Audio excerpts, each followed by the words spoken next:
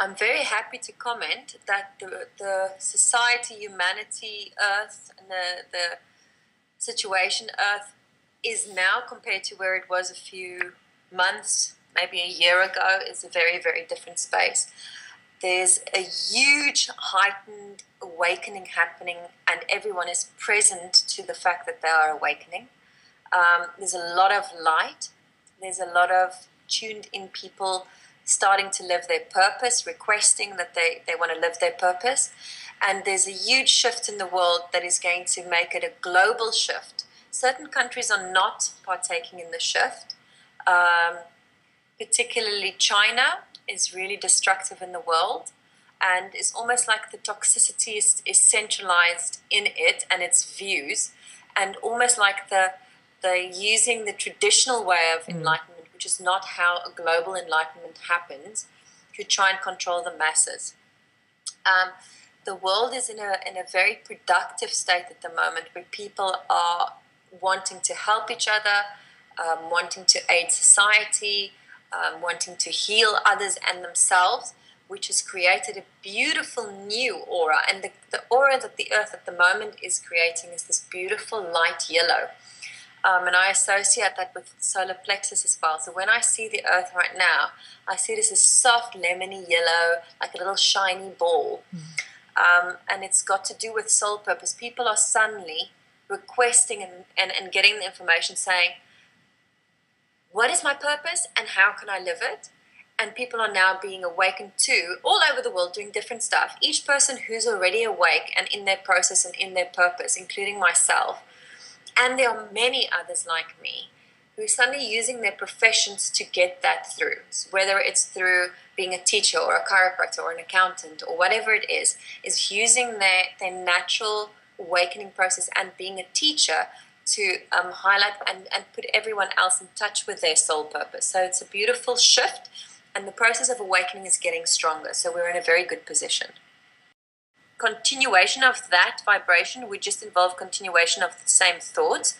So you'd need to take action into changing the thoughts. So if you want to have a good day, start the day by saying, I want to have a wonderful day. I expect this day is going to be fantastic. I expect wonderful things to happen to me today. It's almost like thought creates vibration, and vibration creates thought. So if you want to swap what the vibration is, if you are picking up a sensation, because we can pick up vibration from experience as well. So if you're in a nice environment and I get moved by a philharmonic orchestra through the experience, it changes my vibration.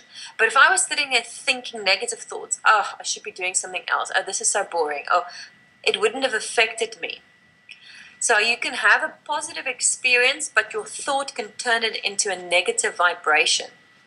What you want to do is allow your thoughts to change the negative vibration into positive. And also where the world who talks about positive affirmations have got a clue to the inside of changing the vibration. That's what you do when you do positive affirmations. But in the morning, a nice way to do is to start the day saying, I expect the best things of today. I expect this day to be fantastic. Wonderful things are going to happen to me today.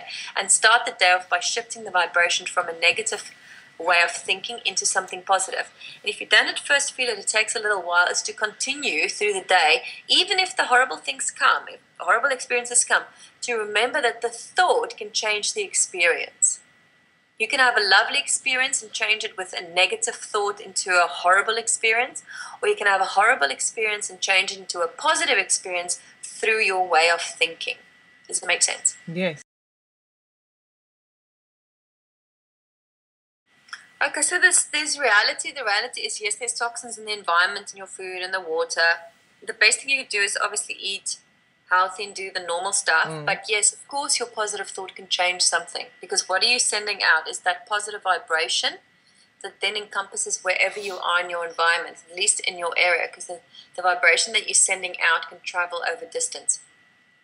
So the best thing is to do is to be mindful, but the planet's already evolving, trying to fix itself through the evolutionary process of all the chemicals that are being dumped.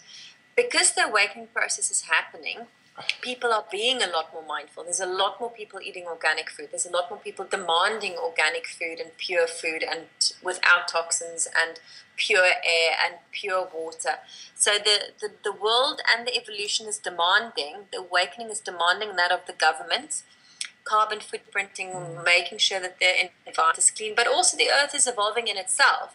The plants that are being created, how they're adapting to purify the earth. How we are changing how we think about the earth is making the earth evolve.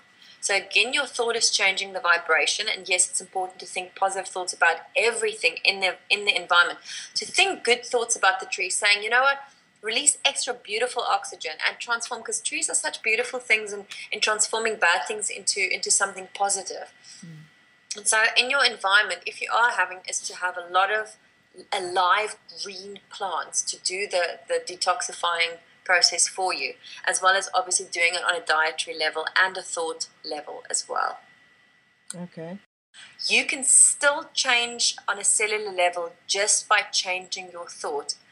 The effects of what we think is so incredible on our bodies, yet no one realizes the effectiveness. That thought that you create, which creates the vibration, which creates on a cellular level inside the nucleus, inside the DNA, inside the chromosomes of your body, is what is important. Until people comprehend clearing this, realigns this, creating a healthy body, they're not at the right level. Yes, the idea in theory is a great idea, but the equipment that's out there today is not doing what you think it's doing. Okay. It needs more time and knowledge and a lot of money putting into the research. I wouldn't invest in it now. Clear thought. Be quiet, for one. Then notice the thought. So it's like being a guard within your own mind. So the moment that a destructive thought that you recognize as not your own enters your mind is to say, I understand that you are a foreign thought to me and I encompass you in my loving mind. So to change the thought into something positive. The only way to tackle, and it's not even tackle, the only way to absorb and transform that thought into something positive is by using your own beautiful thoughts to wrap it, cushion it up and transform it. The moment you have awareness of the thought, it means that it's foreign to you. Because all your other thoughts, whether they're negative or positive, are still your thoughts. But sometimes, like you say, you have a thought that you think, this is not my own. So your own filter system has already picked up, this is not my own. So instead of rejecting it, which would resist it, which would push against it, which would make its attack stronger, is to absorb it into the mind, assimilate it, and transform it into something beautiful. How do you do that? By allowing the thought. You say to it, it's like having a foreign visitor in a country, saying, hey, I recognize you're a foreign visitor. You're probably not used to this beautiful space that I've got here, this amazing country, but let me show you around. And changing that negative destruction into something beautiful. Everything on this planet is designed to create something more beautiful than there is, but not by fighting or trying to destroy it, but by encompassing, having empathy, understanding, love for the thought and the feeling to allow it to be so it can transform. And the same with humans, the same with individuals, the same with governments, the same with destruction on the planet. Instead of fighting the destruction, fighting for a cause is to have empathy and love and encompass it into your being so that it can transform through your own love.